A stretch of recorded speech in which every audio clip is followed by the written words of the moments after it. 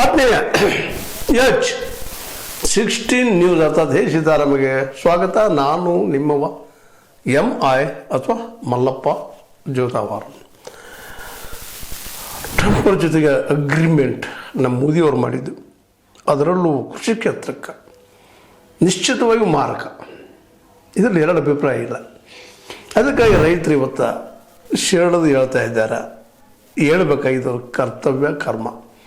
ಆದರೆ ಕೇವಲ ಈ ಸ್ಟ್ರೈಕ್ ಮಾಡೋದ್ರಿಂದ ಅಥವಾ ಬಾರ್ಕೋಲ್ನಿಂದ ಹೊಡೆಯೋದ್ರಿಂದ ಸರ್ಕಾರ ಬದಲಾಗ್ತದೆ ಅನ್ನುವಂಥ ಒಂದು ದೊಡ್ಡ ಮೂಲಭೂತ ಪ್ರಶ್ನೆ.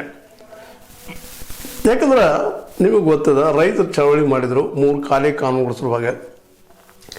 ಇವತ್ತಿಗೂ ಆ ಪೂರ್ತಿ ರದ್ದಾಗಿಲ್ಲ. 1 ವರ್ಷ ಸ್ಟ್ರೈಕ್ ಮಾಡಿದರು. ಅಂಥ ಹೋರಾಟ ಇತಿಹಾಸದಲ್ಲಿ ಅತ್ಯಂತ ದೊಡ್ಡ ಹೋರಾಟ ರೈತರಿಂದ ಆದಂಥದ್ದು. ಅಂದರೆ ಹೋರಾಡೋದ್ರಿಂದ ನಮ್ಮ ಮೋದಿ ಸರ್ಕಾರ ಬದಲಾಗುವುದಿಲ್ಲ ಅನ್ನೋದು ಅದು ಕೊಟ್ಟಂಥ ಸಂದೇಶ ಅಲ್ವಾ. ಈಗ ನಾವು ಬಾರ್ಗೋಲಿಂದ ಹೊಡೆದು ಮತ್ತೇನು ಹೊಡೆದು ಇದನ್ನು ಹೊಡೆದ್ರೆ ನಮ್ಮ ಭಾರತೀಯ ಕಿಸಾನ್ ಯೂನಿಯನ್ದ ವಕ್ತಾರರಾದಂತಹ ರಾಕೇಶ್ ಟಿಕಾಯತ್ ಬಾರ್ಗೋಲ್ಲಾದ್ರೂ ಹೊಡಿಬೇಕು ಅಂತ ಹೇಳಿ ಮಾತಾಡ್ತಾ ಇದ್ದಾರೆ. ಅದು ಸಾಧ್ಯ ಆಗ್ತದೆ. ಬಾರ್ಗೋಲ್ ಹೊಡೆದ್ರೆ ಚೇಂಜ್ ಆಗ್ತದನ ನನ್ನ ಸಿದ್ಧಾಂತವನ್ನು ಬಿಡ್ತದೆ ರೀ. ಟ್ರಂಪ್ ಜೊತೆಗೆ ಮಾಡಿಕೊಂಡಂಥ ಒಪ್ಪಂದದಿಂದ ಹಿಂದೆ ಸರಿತದನ ಮೋಸ್ಟ್ಲಿ ಇಲ್ಲ ಅಂತ ಹೇಳಬೇಕಾಗ್ಯದ. ಈಗಾಗಲೇ ರಾಹುಲ್ ಗಾಂಧಿ ಅವರು ತಮ್ಮ ರಾಜಕೀಯ ಲಾಭಕ್ಕಾಗಿ ಅಂತ ಹೇಳ್ಕೊಂಡು ನಾವು, ಯಾಕಂದರೆ ಎಷ್ಟೋ ಅವ್ರು ನಾವು ಅಲ್ಲಿ ಸಂಶಯ ಒಂದು ರಾಜಕೀಯ ಪಕ್ಷ ಅದ. ಕರ್ನಾಟಕದಲ್ಲೇ ಇದೇ ಸಿದ್ದರಾಮಯ್ಯ ಸರ್ಕಾರ ಕಳೆದ 2.5 ವರ್ಷ 3 ವರ್ಷ ಮುಗಿಲಿಕ್ಕೆ ಬಂತು, ಇಲ್ಲಿವರೆಗೂ ರದ್ದು ಮಾಡಿಲ್ಲ ಅದನ್ನು ಕಾಲೇ ಕಾನೂನುಗಳನ್ನು. ಹಾಗಂದ್ರೆ ಇವತ್ತು ರಾಹುಲ್ ಗಾಂಧಿ ಅವ್ರು ನಾಳೆ ಬಂದ ತಕ್ಷಣ ಟ್ರಂಪ್ ಜೊತೆ ಮಾಡಿಕೊಂಡ ಒಪ್ಪಂದವನ್ನು ರದ್ದು ಮಾಡ್ತಾರೋ ಅಂತೇಳಿ ಹೇಳಿಕ್ಕೆ ಆಗೋದಿಲ್ಲ. ಅವ್ರು ಮಾಡಿದ್ರಿ ಅಂತ ತಪ್ಪಿಸ್ಕೊಳ್ಳೋ ಸಾಧ್ಯತೆಗಳು ಹಚ್ಚಿದ್ದಾವೆ. ಈಗ ಸ್ವತಃ ರೈತರು ಹೋರಾಟ ಮಾಡಬೇಕಾಗಿದೆ. ಬರೀ ಹೋರಾಟದಿಂದ ಗೆಲ್ಲಕ್ಕೆ ಸಾಧ್ಯದ ಅನ್ನೋದು ಇವತ್ತಿನ ಪ್ರಶ್ನೆ. ಯಾಕಂದ್ರೆ ಇವತ್ತಿನ ಸರ್ಕಾರ ನೋಡಿದ್ರೆ ಸ್ವತಂತ್ರವಾದ ಮೀಡಿಯಾಗೆ ಬೇಕಾಗಿರುವುದು ಸ್ವತಂತ್ರ ಧ್ವನಿ. ಆ ಸ್ವತಂತ್ರ ಧ್ವನಿ ಉಳಿಸಲು ನೀವು ಮಾಡಬೇಕಾದದ್ದು ಇಷ್ಟೇ. ಅದೇನಪ್ಪಾ ಅಂತಂತಂದ್ರೆ ನಿಮ್ಮ ಕೈಲಾದಷ್ಟು ಸಹಾಯ ಈ ಚಾನಲ್ಗೆ ಮಾಡಿ ಹಾಗೂ ನಿಮ್ಮ ಧ್ವನಿಯನ್ನು ಕಾಪಾಡಿಕೊಳ್ಳಿ. ಇದು ಯಾವ ಒಂದು ತಂತ್ರಕ್ಕೂ ಮಣಿಲಾರದು ಅನ್ನುವಂಥದ್ದು ನೋಡ್ರಿ. ನೆನಪು ಮಾಡ್ಕೊಳ್ರಿ, ಆ ಸಂದರ್ಭದಲ್ಲೇ 3 ಕಾಲೇ ಕಾನೂನುಗಳನ್ನು ತೆಗೆಸಲುವಾಗಿ, ಕಪ್ಪು ಕಾನೂನುಗಳನ್ನು ತೆಗೆಸಲುವಾಗಿ ವರ್ಷವಿಡೀ ಕುಳಿತಾಗ ಉತ್ತರ ಪ್ರದೇಶ ಚುನಾವಣೆ ಬಂದದಂತ ತಿಳ್ಕೊಂಡವರು ಅದನ್ನು ಹಿಂತಕೊಂಡ್ರೆ ಅಷ್ಟ 3 ಕಾಲೇ ಕಾನೂನುಗಳನ್ನು. ಉತ್ತರ ಪ್ರದೇಶ ಚುನಾವಣೆ ಗೆದ್ದರು, ಆಮೇಲೆ ಬೆರಸಾಗಿಬಿಟ್ರು ಮೋದಿಯವರು. ಇವತ್ತಿಗೂ ಆ ಕಾನೂನು ರದ್ದು ಮಾಡ್ತಾ ಇಲ್ಲ, ಹಿಂತಕೊಂಡಿದ್ರೆ ಅಷ್ಟ. 400 ಪಾರ್ 2024 ನಿಶ್ಚಿತವಾಗಿಯೂ ಇವ್ರು ಮಾಡ್ಕೊಂಡಿದ್ರೆ ಖಚಿತವಾಗಿಯೂ ಇವತ್ತು ಆ ಕಿಸಾನ್ಗಳ ಸಲುವಾಗಿ, ನಮ್ಮ ರೈತರ ಸಲುವಾಗಿ, ರೈತರಿಗೆ ಮಾರಕಾಗುವಂಥ 3 ಕಾಲೇ ಕಾನೂನು ಮತ್ತೆ ಬರ್ತಿದ್ವು ಏನೋ ಅನ್ನುವಂಥ ಸಂಶಯ ಅಂತ. ಯಾಕೆ ಅವ್ರ ಗುರಿ ಸಂವಿಧಾನ ಬದಲು ಮಾಡೋದಿತ್ತು ಅಂತೇಳಿ ಸಾಕಷ್ಟು ನಾವು ಕೇಳಿದ್ದೀವಿ. ಅವ್ರ ಫಾಲೋವರ್ಸ್ ಹೊಂದಿದ್ದಾರೆ, ಸಾಕಷ್ಟು ಅವ್ರ MP ಗಳು ಮಾತಾಡಿದ್ದಾರೆ, ಇವತ್ತಿಗೂ ಮಾತಾಡ್ತಾ ಇರ್ತಾರೆ. ಆದರೆ ಇತ್ತೀಚೆಗೆ ಒಂದಿಷ್ಟು ರಾಹುಲ್ ಗಾಂಧಿ ಜೋರ್ದಾರ್ ಅಂತ ಪ್ರತಿಭಟನೆ ಮಾಡಿದ್ದಕ್ಕಾಗಿ ಒಂದಿಷ್ಟು ನಾವು ಸಂವಿಧಾನ ಪರ ಅಂತ ಹೇಳಿಕೆ ಕೊಡುವಂಥದ್ದು ನಾವು ನೋಡ್ತಾ ಇದ್ದೀವಿ. ಅವ್ರದ್ದು ಏನಾದರೂ ಫುಲ್ ಮೆಜಾರಿಟಿ ಆಯಿತು, 400 ದಾಟಿ ಹೋಯಿತು, ನಿಶ್ಚಿತವಾಗಿಯೂ ಇವತ್ತು ನೋಡ್ರಿ ಅಲ್ಪಮತ ಸರ್ಕಾರದವರು NDA ಸರ್ಕಾರದ NDA ಸರ್ಕಾರ ಇದ್ದಾಗ್ಯೂ ಸಹ ಟ್ರಂಪ್ ಜೊತೆಗೆ ಒಕ್ಕಲ್ತನ ದೃಷ್ಟಿಯಲ್ಲಿ ಹೊಂದಾಣಿಕೆ ಮಾಡ್ಕೊಳ್ತಾರೆ, ಒಪ್ಪಂದ ಮಾಡ್ಕೊಳ್ತಾರೆ. ಅವರು ಬೆಳೆದ ಬೆಳೆಗಳನ್ನು ಯಾವೆಲ್ಲ ಲಿಸ್ಟ್ ಅದ, ಫ್ಯಾಕ್ಟ್ ಶೀಟ್ದೊಳಗೆ ಫ್ಯಾಕ್ಟ್ ಶೀಟ್ ಬಿಡುಗಡೆ ಮಾಡಿದಾರ. ಯಾರಪ್ಪ? ಈ ನಮ್ಮ ಟ್ರಂಪ್ ಅವ್ರು. ಗೊತ್ತಾಗಲಿ ಭಾರತೀಯರಿಗೆಲ್ಲ ಇವ್ರು ಸುಳ್ಳು ಹೇಳಿ ಮೋಸ ಮಾಡೋದು ಬೇಕಾಗಿಲ್ಲ, ಜನರಿಗೆ ನಾನು ಸುಳ್ಳು ಬಿಡಬಾರ್ದು ಅಂತೇಳಿ ಈಗ ಆಲ್ರೆಡಿ ಟ್ರಂಪ್ ಅವರು ಅವ್ರು ಅಗ್ರಿಮೆಂಟ್ ಆಗ್ಯದ. ಅಲ್ಲಿ ಅಗ್ರಿಕಲ್ಚರ್ ಮಿನಿಸ್ಟರ್ ಖುಷಿಯಿಂದ ಕುಣಿದಾಡಿದ್ದಾರೆ. ಯಾಕಂದ್ರೆ ಅವ್ರು ಬೆಳೆದ ಬೆಳೆಗಿಲ್ಲ ಮಾರ್ಕೆಟ್ ಸಿಕ್ತು, ಮತ್ತು ಇಲ್ಲಿ ಟ್ಯಾಕ್ಸೂ ಇಲ್ಲ, ಬೇಕಾದಾಗ ಮಾರ್ಕೊಡ್ರಿ. ಹೀಗಾಗಿ ಅದು ರೈತರಿಗೆ ಪೆಟ್ಟು ಕೊಡೋದ್ರಲ್ಲಿ ಎರಡು ಅಭಿಪ್ರಾಯನೇ ಇಲ್ಲ.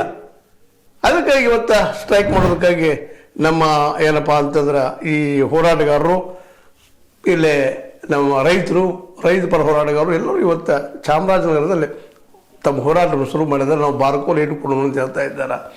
ಅದರಲ್ಲಿ ವಿಶೇಷವಾಗಿ ಯದುವೀರ್ ಸಿಂಗ್ ಆಗಿರ್ಬೋದು, BK ಅಂದ್ರೆ ಈ ಭಾರತೀಯ ಕಿಸಾನ್ ಯೂನಿಯನ್ದ ಕಾರ್ಯದರ್ಶಿ, ಅಧ್ಯಕ್ಷೀಯ ಮಂಡಳಿಯ ಚುಕ್ಕಿ ನಂಜುಂಡಸ್ವಾಮಿ, ಮತ್ತು ನಿವೃತ್ತ ಪೊಲೀಸ್ ಅಧಿಕಾರಿ ರಾಕೇಶ್, ಇಂಥವರೆಲ್ಲ ಮಾತಾಡಿದ್ದಾರೆ ಸಾಕಷ್ಟಾಗಿ. ಹೌದು, ಇದಕ್ಕೆ ನಾವು ಹೋರಾಟ ಮಾಡಬೇಕು ಅಂತೇಳಿ. ಆದರೆ ಇವತ್ತಿನ ಡೆವಲಪ್ಮೆಂಟ್ ನೋಡಿದಾಗ ಈ ಸರ್ಕಾರ ಕೇವಲ ಚುನಾವಣೆಯಿಂದ ಮಾತ್ರ ಎಚ್ಚರಗೊಳ್ಳುವಂಥದ್ದು. ಚುನಾವಣೆಯಲ್ಲಿ ಗೆದ್ದರು ಮುಗಿದು ಹೋಗ್ಬಿಡ್ತು, ನಮ್ಗೆ ಒಪ್ಪಿದಾರ ಜನ, ನಾವು ಇದು ಮಾಡ್ಕೊಂಡು ಹೋಗ್ತೀವಿ. ಜನಕ್ಕೆ ಏನಾಗ್ತದೆ ಗೊತ್ತಿಲ್ಲ, ಜನ ಒಪ್ಪಿದ್ರಲ್ಲ ನಮ್ಗೆ ಅನ್ನುವಂಥದ್ದು. ಅದ್ರ ಜೊತೆ SIR ಒಂದು ಸೇರದ, ತಾವು ಗೆಲ್ಲುವಂಥ ತಂತ್ರ ಮಾಡ್ತಾರಂಥ ಆರೋಪಗಳನ್ನ ವಿರೋಧ ಪಕ್ಷಗಳು ನಿರಂತರವಾಗಿ ಮಾಡ್ತಾ ಇದ್ದಾರೆ. ಹೀಗಾಗಿ ಗೆಲ್ಲುವುದಷ್ಟು ತಮ್ಮ ಕೆಲಸ, ಗೆದ್ದ ಮೇಲೆ ನಾವು ಮಾಡಿದ್ದ ಸಿಂಧು ಅನ್ನುವಂಥ ಸ್ಥಿತಿಗೆ ಇವತ್ತು ಮೋದಿ ಅವರ ಮಾನಸಿಕ ಸ್ಥಿತಿ ಬಂದು ನಿಂತದ, ಅವ್ರ ಸರ್ಕಾರದ ಸ್ಥಿತಿ ಬಂದು ನಿಂತದ. ಇವತ್ತು ಬರೀ ಹೋರಾಟ ಮಾಡಿ ಬಾರ್ಕೋರ್ ಬೆಳಿತೀವಿ, ಉಪವಾಸ ಬೆಳಿತೀವಿ, ಗಾಂಧೀಜಿಯವರ ಹಾದಿಯಲ್ಲಿ ಹೋರಾಟ ಮಾಡ್ತೀವಿ ಅಂತೇಳಿ, ಅಥವಾ ಇನ್ನುಳಿದ ಯಾವುದೇ ಉಗ್ರ ಹೋರಾಟ ಮಾಡ್ತೀವಿ ಅಂತ ಉಗ್ರ ಹೋರಾಟ ಮಾಡಲಿಕ್ಕೆ ಹೊರಟ್ರೆ ಸರಳದ ಹೊಡಿಲಿಕ್ಕೆ. ಹೌದು, ಶಾಂತಿ ಮತ್ತು ಇವತ್ತಿನ ಶಿಸ್ತನ್ನು ಕದಲಕ್ಕೆ ಬಂದಿದ್ದಾರೆ ಅವರು. ಲಾ ಮತ್ತು ಶಿಸ್ತು ಉಳಿಸುವ ಸಲುವಾಗಿ ಜನರು ತೊಂದರೆ ಆಗಬಾರಂತೇಳಿ ನಾವು ಗೋಳಿಬಾರ್ ಮಾಡಿದೆವು, ಮತ್ತೇನು ಮಾಡಿದೆವು ಅಂತ ತಿಳ್ಕೊಳ್ಳೋಕ್ಕೆ, ಅಥವಾ ಆ ಜನರು ದಾಳಿ ಮಾಡಿದ್ರು ಸಹಿತ ಉಳಿಸ್ಕೊಳ್ಳಿಕ್ಕೆ ಸರ್ಕಾರಕ್ಕೆ ಹಾದಿ ಆಗ್ತದೆ. ಆ ದಿಶೆಯಲ್ಲಿ ಎರಡಕ್ಕೂ ಸಿದ್ಧದ ಈ ಸರ್ಕಾರ. ಅದಕ್ಕೆ ಇರೋ ಹಾದಿ ಒಂದ. ಇವತ್ತು ರೈತರನ್ನು ತಿಳ್ಕೊಬೇಕಾಗಿದೆ, ಬಿದ್ದ ಸಮುದಾಯಗಳು ತಿಳ್ಕೊಬೇಕಾಗಿದೆ, ಅದೇ ಕಾಲಕ್ಕೆ OBC ಜನ ತಿಳ್ಕೊಬೇಕಾಗಿದೆ, ದಲಿತರು ಮತ್ತು ದುಡಿಯುವ ಜನ, ಆದಿವಾಸಿಗಳು, ಇವರೆಲ್ಲರೂ ಇವತ್ತು ತಿಳ್ಕೊಬೇಕಾಗಿದೆ. ಏನಪ್ಪ ಅಂತಂದ್ರೆ ಕೇವಲ ಮತದಾರರಿಂದ ಮಾತ್ರ ಇದು ಬದಲಾಗ್ತದೆ. ಅದರಲ್ಲೂ ಮ್ಯಾಕ್ಸಿಮಮ್ ಈ ಮತದಾರ ಯಾರಿದ್ದಾರಪ್ಪ ಈ ದೇಶದೊಳಗೆ ಹೇಳ್ತಾರೆ ಈಗಾಗಲೇ, ಹಿಂದುಳಿದವರು, ರೈತರು, ದಲಿತರು, ಆದಿವಾಸಿಗಳು, ಇವರು ಮ್ಯಾಕ್ಸಿಮಮ್ ಅದಾರ. ಇವರ 85-90% ಅದಾರ. ಇವರೆಲ್ಲರೂ ತಿಳಿದುಕೊಂಡ ಯೋಗ್ಯರಿಗೆ, ತಮ್ಮ ಕೆಲಸ ಮಾಡುವಂಥವ್ರಿಗೆ, ತಮ್ಮ ಬೇಡಿಕೆ ಅನುಗುಣವಾಗಿ ಕಾನೂನುಗಳು ಮಾಡುವಂಥವ್ರಿಗೆ ಮತ ಹಾಕ್ಬೇಕಾಗಿತ್ತು ಅವ್ರ ಕೆಲಸ. ಇದಾದ್ರೆ ಇವತ್ತು ಕಾಂಗ್ರೆಸ್ ಹಾಕಬೇಕಂತಿಲ್ಲ. ಕಾಂಗ್ರೆಸ್ ಇವತ್ತು ಕರ್ನಾಟಕದಲ್ಲಿ ಇಷ್ಟರಲ್ಲೇ ರದ್ದು ಮಾಡಬೇಕಾಗಿತ್ತು ರೈತರ ಕಾಲೆ ಕಾನೂನು, ಅದು ಮಾಡಿಲ್ಲ. ಅದು ಸಹಿತ ನೋಡ್ರಿ, ನಮ್ಮ MS ಸ್ವಾಮಿನಾಥನ್ನ ಆಯೋಗದ ಶಿಫಾರಸನ್ನು ನಾವು ತಂದೆ ತರ್ತೀವಿ ಅಂತ ಹೇಳ್ತಾ ಇಲ್ಲ. ಇದರ ಅರ್ಥ ಏನು? ಎಲ್ಲರಿಗೂ ಪೊಲಿಟಿಕಲ್ ಪಾರ್ಟಿ ಏನಿದಾವ, ಪಾರ್ಟಿಗಳಿಗೆ ಈ ವ್ಯಾಪಾರಿಗಳ, ಈ ಕಾರ್ಪೊರೇಟ್ಗಳ ದುಡ್ಡು ಬೇಕು, ಇವ್ರು ಪಾರ್ಟಿ ಫಂಡ್ ಬೇಕು. ಅದಕ್ಕಾಗಿ ಅವರು ಈ ಕಾರಣಗಳನ್ನು ಮಾಡುವುದಿಲ್ಲ. ಅವರು ಈಗ ಸ್ಪಷ್ಟ ಆಗ್ಯದ. ಇದಕ್ಕೆ ಪರಿಹಾರ ಏನು? ಹೋರಾಟ ಭಾಳ ಮಾಡಿದ್ರಪ್ಪ, ಅದರ ರಸ್ತೆ ತಡೆ ಅದು ರೋಕು ಈ ರೋಕು ಮಾಡಿದ್ರೆ ಅಂದ್ರೆ ಜೈಲಲ್ಲಿ ಹಾಕಿಬಿಡ್ತಾರೆ. ಇದು ಕಾನೂನದ, ಹೌದಪ್ಪ, ಕಾನೂನು ಸುರಕ್ಷತೆ ಸಲುವಾಗಿ, ಜನರ ಸುರಕ್ಷತೆ ಸಲುವಾಗಿ, ಜನಸಾಮಾನ್ಯ ತೊಂದರೆ ಆಗ್ತದೆ ಅನ್ನೋ ಕಾರಣಕ್ಕಾಗಿ ನಾವು ಇವನ್ನೆಲ್ಲ ಒಳಗೆ ಹಾಕಿದ್ವಿ ಅಂತ ಹೇಳ್ತಾರೆ. ಏನು ಮಾಡಿದ್ರಿ ಒಂದು ವರ್ಷ ನೀವು ಹೋರಾಟ ಮಾಡಿ ರೈತರು? ತಮ್ಮ ಆತ್ಮವಿಮರ್ಶೆ ಮಾಡ್ಕೊಳ್ಳುವಂಥ ಸಮಯ ಇದು. ಕೇವಲ ಅದರಿಂದಲ್ಲ, ನೀವು ಜಾಗೃತಿ ಆಗಬೇಕಾಗ್ಯದ, ನಿಮಗೆ ಬೇಕಾದ ಸರ್ಕಾರವನ್ನು ರಚಿಸಬೇಕಾಗಿದೆ. ಆ ದಿಶೆಯಲ್ಲಿ ನಮ್ಮ ಪ್ರೊಫೆಸರ್ ನಂಜನಸ್ವಾಮಿ ಮತ್ತು ಬಾಬಾಗೌಡ ಪಾಟೀಲ್ ಒಂದು ಹೆಜ್ಜೆ ಇಟ್ಟಿದ್ರು. ಅದರಲ್ಲಿ ಹೊಂದಾಣಿಕೆ ಆಗಲ್ಲ, ಅದಕ್ಕೂ ಇನ್ನೂ ಕಾರಣಕ್ಕೆ ಬಿದ್ದು ಹೋಯ್ತು ಅನ್ನೋದು ನಿಮಗೂ ಗೊತ್ತದ, ನಮಗೂ ಗೊತ್ತದ. ಇವತ್ತು ಅದ ಪರಿಹಾರ. ಇವತ್ತು ನೋಡ್ರಿ, ನಮ್ಮ ಮಾಯಾವತಿ ಅವರು ಅಂತಿದ್ರು, ಇಲ್ಲ ದಲಿತರಿಗೆ ಇನ್ನೂದವರಿಗೆ ಅಧಿಕಾರ ಬರಬೇಕಾದ್ರೆ ನಾವು ಅಧಿಕಾರ ತೋಳ್ಬೇಕು, ಕಸ್ಕೋಬೇಕು ಅಂತೇಳಿ. ಅವ್ರು ಕಸ್ಕೊಂಡ್ರು ಕೂಡ, CM ಆಗಿದ್ರು ಕೂಡ, UP ಅಂದ್ರೆ ಉತ್ತರ ಪ್ರದೇಶದ CM ಆಗಿದ್ರು ಅವರು. ಆ ಸಮಯದಲ್ಲಿ ಅವರು ಒಳ್ಳೆಯ ಕೆಲಸ ಮಾಡ್ಬೋದಾಗಿತ್ತು. ಎಲ್ಲರಿಗೂ ಫ್ರೀ ಶಿಕ್ಷಣ, ಬಡ ಮಕ್ಕಳಾಯಿತು, ಶ್ರೀಮಂತರು ಎಲ್ಲರಿಗೂ ಫ್ರೀ ಶಿಕ್ಷಣ, ಹೈಯರ್ ಎಜುಕೇಷನ್ ಕೊಡ್ಬೇಕಾಗಿತ್ತು. ಅದು ಬಿಟ್ಟು ಅವ್ರು ಏನು ಮಾಡಿದರು? ಬರೀ ಅಂಬೇಡ್ಕರ್ ಮೂರ್ತಿ ಮಾಡಿಸಿದ್ನಿ, ಆಣಿ ಮಾಡಿಸಿದ್ನಿ, ಮತ್ತೊಂದು ಮಾಡಿದ್ರು. ಅದೇ ಕಾಲಕ್ಕೆ ನಮ್ಮ ಆಮ್ ಆದ್ಮಿ ಪಾರ್ಟಿನೂ ಭಾಳ ಒಳ್ಳೆ ಕೆಲಸ ಮಾಡಿತ್ತು, ಶಿಕ್ಷಣಕ್ಕೆ ಆದ್ಯತೆ ಕೊಟ್ಟಿತ್ತು. 10+2 ತನಕ ಫ್ರೀ ಎಜುಕೇಷನ್ ಕೊಟ್ಟ, ಪ್ರೈವೇಟ್ದವ್ರಿಗಿಂತ ಒಳ್ಳೆಯ ಸ್ಕೂಲ್ಗಳನ್ನು ತಯಾರು ಮಾಡಿ ಒಳ್ಳೆ ಆದರ್ಶ ಆಗ್ತಾ ಇತ್ತು. ಇದೇ ರೀತಿ ಬೆಳೆದ್ರೆ ತೊಂದರೆ ಆಗ್ತದೆ ತಿಳ್ಕೊಂಡು ಅವ್ರ ಮೇಲೆ ಭ್ರಷ್ಟಾಚಾರದವರಪ್ಪ, ಅದರಲ್ಲೂ ಸಾರಾಯಿ ಸಲುವಾಗಿ ಅವರು ಒಂದಿಷ್ಟು ತಪ್ಪು ಮಾಡಿದರು. ಆ ವಿಷಯದಲ್ಲಿ ಸಹಾಯನೇ ಬ್ಯಾನ್ ಮಾಡಬೇಕಾಗಿತ್ತು ದೆಹಲಿಯಿಂದ. ಅವ್ರಿಗೂ ಒಂದಿಷ್ಟು ಇನ್ಕಮ್ ಬೇಕಾಗಿತ್ತು, ಎಲ್ಲ ಸಾಲಿ ನಡೆಸೋದಕ್ಕೆ, ಮಾಡೋದಕ್ಕೆ, ಎದಕ್ಕೂ ಬೇಕಾಗಿತ್ತು. ಅದಕ್ಕೆ ಅವ್ರು ಮಾಡಿದರು. ಅದರಲ್ಲ ಸಿಗಿಸಿ ಅವ್ರು ಭ್ರಷ್ಟದಾರ, ಅಲ್ಲಿ ದುಡ್ಡು ತೆಗೆದುಕೊಂಡು ಹೋಗಿ, ಅಪಘಾತ ದುಡ್ಡು ತೆಗೆದುಕೊಂಡು ಹೋಗಿ ಇಲೆಕ್ಷನ್ಗೆ ಹಾಕಿದ್ದಾರೆ. ಅಲ್ಲಿ ಹೋಗಿ ದುಡ್ಡು ಇವ್ರ ಕಡೆ ಇಲ್ಲ, ಆದರೆ ಇಲೆಕ್ಷನ್ ಗೆಲ್ಲೋ ಸಲ ಎದುರಿಸಲು ಮಾಡಿದ್ದಾರೆ. ಇವು ಭ್ರಷ್ಟದಾರ ಅಂತ ಹೇಳಿದ್ರು. ಇವತ್ತಿನವರೆಗೇನು ಸಹಿತ ಈ ನಮ್ಮ ಇಡಿಯಿಂದ ಅವ್ರು ಭ್ರಷ್ಟದಾರ ದಾಖಲೆ ಒದಗಿಸೋಕ್ಕಾಗಿಲ್ಲ. ಇನ್ನೂ ಕೇಜ್ರಿವಾಲ್ ಹೊರಗಿದ್ದಾರೆ, ಆದರೆ ಅಧಿಕಾರ ಕಳ್ಕೊಂಡಿದ್ದಾರೆ ಅಂತ ಹೇಳಿ. ಇದು ಭಾಳ ಮಹತ್ವದ್ದು.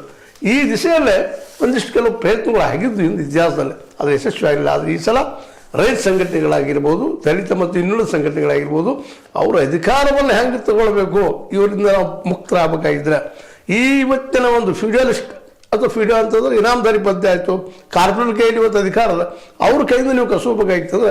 ನೀವೆಲ್ಲರೂ ಒಂದಾಗಿ ಇವತ್ತಿನ ಸರ್ಕಾರವನ್ನು ಬದಲಾಯಿಸಬೇಕು. ನಿಮ್ಮ ಸರ್ಕಾರ ತರಬೇಕಾದ್ರೆ ಕಾಂಗ್ರೆಸ್ ತರಬೇಕು, ಮತ್ತೆ ತರಬೇಕು ಅಂತ ಹೇಳ್ತಾ ಇಲ್ಲ. ಯಾಕಂದ್ರೆ ಕಾಂಗ್ರೆಸ್ ಆಗ್ತದೆ, ಬದಲಾಯಿಸ್ತದೆ ಅಂತ ಹೇಳಿಕ್ಕೆ ಆಗೋದಿಲ್ಲ. ಅದಕ್ಕೂ ಪಾರ್ಟಿ ಫಂಡ್ ಬೇಕಾ? ಪಾರ್ಟಿ ಫಂಡ್ ಮೇಲೆ ಯಾರು ಹೋರಾಟ ಮಾಡ್ತಾ ಇರ್ತಾರೆ, ಪಾರ್ಟಿಗಳಿದ್ದಾವೆ, ಆ ಪಾರ್ಟಿ ಫಂಡ್ ರೆಡಿ ರಚನೆ ಆದಂಥ ಈ ಪಾರ್ಟಿಗಳು ಯಾರು ಫಂಡ್ ಕೊಟ್ಟಿರ್ತಾರೆ ಅವ್ರ ಪರ ಇರ್ತದೆ ವಿನಃ ಯಾರು ಮತ ಹಾಕಿರ್ತಾರೆ ಅವ್ರ ಪರ ಇರೋದಿಲ್ಲ ಅನ್ನೋದು ಇದನ್ನು ಸ್ಪಷ್ಟ ಆಗ್ತದೆ. ಜೊತೆಗೆ ನಮ್ಮ ಮತದಾರನು 500-1000 ತಮ್ಮ ತಾವು ಮಾರ್ಕೊಳ್ಳೋದ್ರಲ್ಲಿ ಬಿಡಬೇಕು ಅಂತೇಳಿ ಈ ಸಂದರ್ಭ ನಾವು ನೆನಪಿಸ್ಬೇಕಾಗ್ಯದ. ಅಂದಾಗ ಈ ನಮ್ಮ ಮಾತಲ್ಲಿ ಕೇಳೋ ಸರ್ಕಾರಗಳು ಬರ್ತಾವೆ. ಆಗಲೂ ಒಂದಿಷ್ಟು ಹೋರಾಟ ಮಾಡಿದ್ರೆ, ಸ್ಟ್ರೈಕ್ ಮಾಡಿದ್ರೆ, ಗಾಂಧೀಜಿಯವ್ರ ನೆಲಗಟ್ಟಲ್ಲಿ ಹೋರಾಟ ಮಾಡಿದ್ರೆ ಒಂದಿಷ್ಟು ಜನ ಅನ್ಬೋದು ನಾವು. ಯಾಕಂದ್ರೆ ಗಾಂಧಿ ಸಿದ್ಧಾಂತವನ್ನು ವಿರೋಧ ಮಾಡಿದ್ದು ಇವತ್ತು ನಮ್ಮ ಸರ್ಕಾರ ಮೋದಿಯವರು. ಗಾಂಧೀಜಿಯವ್ರು ಫೋಟೋ ತೊಗೊಂಡಿರ್ಬೋದು, ಮತ್ತೆ ಮಾಡಿರ್ಬೋದು, ಆದರೆ ಗಾಂಧೀಜಿಯವ್ರ ಸಿದ್ಧಾಂತ ಪರಮ ವಿರೋಧಿ ಇವತ್ತಿನ ಈ ಸರ್ಕಾರ. ಅಂದಾಗ ನೀವು ಸ್ಟ್ರೈಕ್ ಮಾಡೋದು ಬೆಲೆ ಕೊಡ್ತಾರೆ ಅವರು ಅನ್ನೋದು ಇವತ್ತು ಮೊದಲನೇ ಪ್ರಶ್ನೆ ಅದ. ಈ ದಿಶೆಯಲ್ಲಿ ನಮ್ಮ ಟಿಕಾಯಿತರಾಗಿರ್ಬೋದು, ನಮ್ಮ ಚುಕ್ಕಿ ನಂಜುಸ್ವಾಮಿಯವರಾಗಿರ್ಬೋದು, ಅದೇ ಕಾಲ ಗಂಗಾಧರ್ KT ಗಂಗಾಧರ್ ಅವರಾಗಿರ್ಬೋದು, ನಮ್ಮ ಚುನಪ್ಪ ಪೂಜಾರವರಾಗಿರ್ಬೋದು, ಅದೇ ಕಾಲಕ್ಕೆ ನಮ್ಮ ಶಶಿಧರ್ ಪಡಸಲ್ಗಿ ಗುರೂಜಿ ಆಗಿರ್ಬೋದು, ಇವರೆಲ್ಲ ಕೂತ್ಕೊಂಡು ವಿಚಾರ ಮಾಡಿ ಜನರ ಜಾಗೃತಿ, ಅದು ರೈತರ ಜಾಗೃತಿ, ಹಿಂದುಳಿದವ್ರ ಜಾಗೃತಿ, ಮತದಾನ ಯಾರಿಗೆ ಮಾಡಬೇಕು ಅನ್ನೋದನ್ನು ತಿಳಿಸ್ಕೊಡುವಂಥದ್ದು, ಶಿಕ್ಷಣಕ್ಕೆ ಒತ್ತು ಕೊಡುವಂಥ ಒಂದು ಸರ್ಕಾರಗಳು ತರುವಂಥ ಕೆಲಸ ಆದರೆ ಅಷ್ಟು ಇದಕ್ಕೆ ಪರಿಹಾರ ಆಗ್ಬೋದು ಅಂತೇಳಿ ಭಾಳ ಸಲ ಅನಿಸ್ತದೆ. ಮತ್ತು ಹೇಳ್ತಾನೆ ಇದ್ದೀನಿ ನಿಮ್ಮ ಜೊತೆಗೆ. ನಿಮಗೆ ಇದು ಲೈಕ್ ಆಗಿರ್ಬೋದು, ಅದೂ ಇರ್ಬೋದು. ಲೈಕ್ ಮಾಡಿ, ಶೇರ್ ಮಾಡಿ, ಕಮೆಂಟ್ ಮಾಡಿ, ಜೊತೆಗೆ ಸಬ್ಸ್ಕ್ರೈಬ್ ತಿಳಿಸ್ಬಿಡ್ರಿ. H16 ನ್ಯೂಸ್ ಅರ್ಥಾತ್ ಹೆಚ್ಚು ಥರ ಇದು ಸತ್ಯದ ಕೈಗಳಲ್ಲಿ ವಂದನೆಗಳು.